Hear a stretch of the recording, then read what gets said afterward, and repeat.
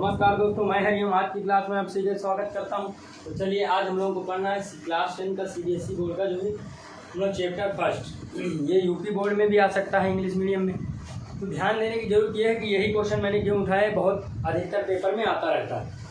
तो आज हम लोगों को क्या सीखना है, सारे स्टेप सीखना है कि किस तरह से स्टेप बाय स्टेप हम लोगों को इसका प्रोसेस और इसका प्रूविंग सीखना है। तो ध्यान दीजिए, जैसे कह रहा है prove that √2 is irrational number.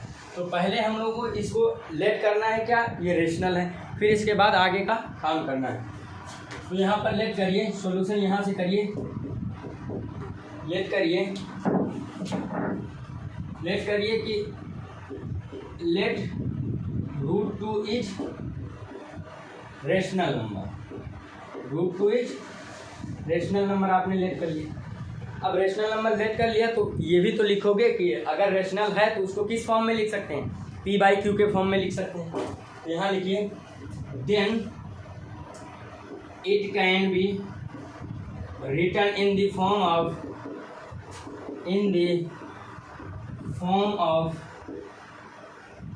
P/Q। P/Q के फॉर्म में लिख सकते हैं, where Q does not equal to 0। और ये भी बता दीजिए कि P और Q आर इंटीजर, ये सारे प्लस पॉइंट होते हैं बताने के। और ये भी बता दीजिए HCF ऑफ P और Q का क्या होना चाहिए, 1 होना चाहिए। ये सब क्या काम करते हैं, ये प्लस पॉइंट का काम करते हैं। टीचर जो है इनको देख के प्रभावित हो जाता है और नंबर भी देता है। तो आपने कहा उसको √2 को P/Q के फॉर्म में लिखे, चलिए मैं P/Q इक्वल्स टू √2 लिख दिया। यहाँ से P इक्वल्स टू √2 और Q आया। इक्वेशन इसको पहले नाम दे देता हूँ। अब यहाँ से स्क्वायरिंग बोथ साइड करते हैं हम लोग, स्क्वायरिंग बोथ साइड, ठीक। स्क्वायरिंग बोथ साइड किया जाए, यहाँ P² इक्वल्स टू 2 आ जाएगा और Q² आ जाएगा। भाई √2 का स्क्वायर क्या हो जाएगा, 2 और Q² आ जाएगा। चलिए, अब यहाँ पर क्या कहना है कि 2 इज डिविजिबल बाई P²। जो लाइन लिखना है वही आपको भी लिखना है जो हम लिख रहे हैं। 2 इज डिविजिबल बाई P²।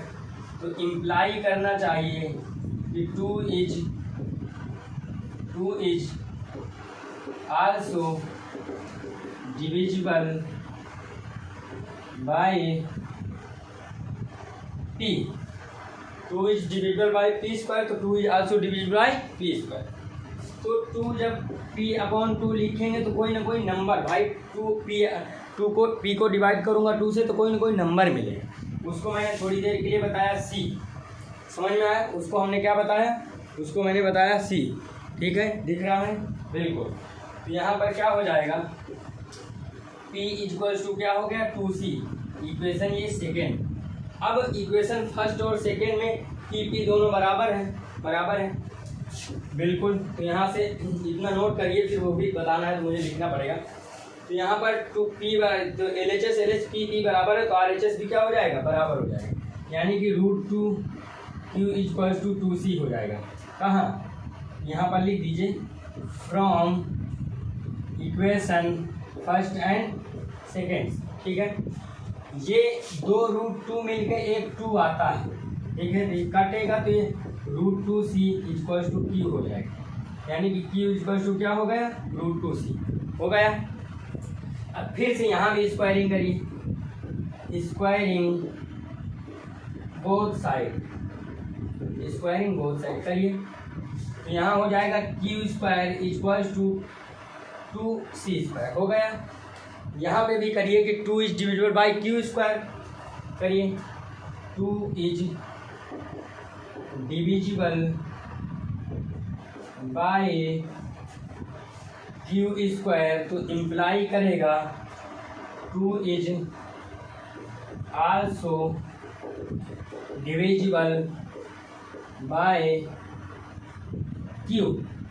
यानी कि Q/2 लिखेंगे तो कोई नंबर देगा, देखें दिख रहा है, Q/2 लिखेंगे तो कोई नंबर डिवाइड करने के बाद आएगा, मिलेगा कि नहीं। उसको आपने क्या बताया, उसको आपने D बताया। अब क्या हो जाएगा, Q इक्वल्स टू हो जाएगा 2D।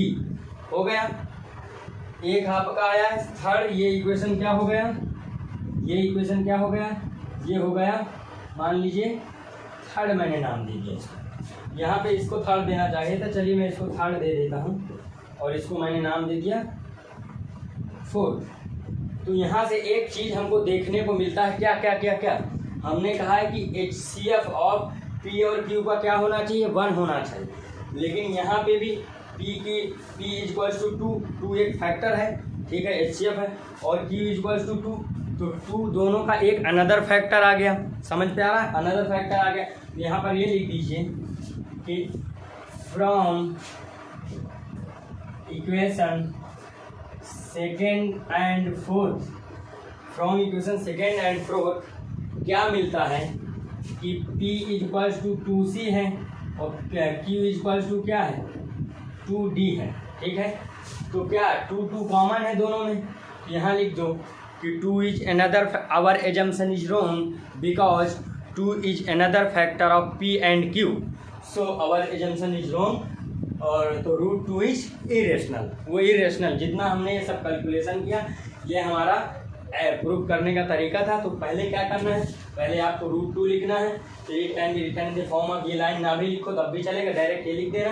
फिर ये करने के बाद स्क्वायरिंग कर देना, तो ये आएगा P² और √2 का 2 और Q², तो 2 इज डिविजिबल बाई P²। यानी कि इसका मतलब ये है कि अगर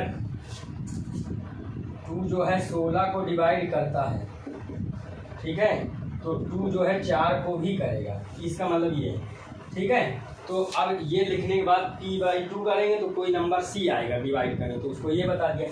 फिर यहाँ से इस इक्वेशन से और पहले वाली इक्वेशन से P LHS सेम है, तो RHS बराबर रख दिया। यहाँ से काटेगा तो Q इक्वल टू √2C आया, ठीक है। यहाँ भी स्क्वायरिंग करेंगे तो ये आ जाएगा। फिर Q/2 कोई नंबर अनदर आएगा, तो Q का और P का दोनों का 2 कॉमन एक फैक्टर और आ गया। सो क्या है, हमने कह दिया है HCF और P और Q का 1 ही होना चाहिए, एक दूसरा आ गया। तो जितना हमने कैलकुलेशन किया ये क्या है, रॉन्ग है, यही तरीका था। तो एक लाइन जो लिखनी है वो मैं बता देता हूँ कि ये लिख लो, हम हट जा रहे हैं, आप फोटो स्क्रीनशॉट लीजिए, लिख लीजिए, फिर इसके बाद बताते हैं। लिख लिए, इतना तो लिख ही लिए होंगे, नोट कर लीजिए हमारे गए, ठीक है। और इसके बाद देखिए ये मैं हटा के बता दे रहा हूँ कि क्या लिखना है। यहाँ पर इसके बाद ये लिखना है 2 is another factor of P and Q, so our assumption is wrong, so √2 is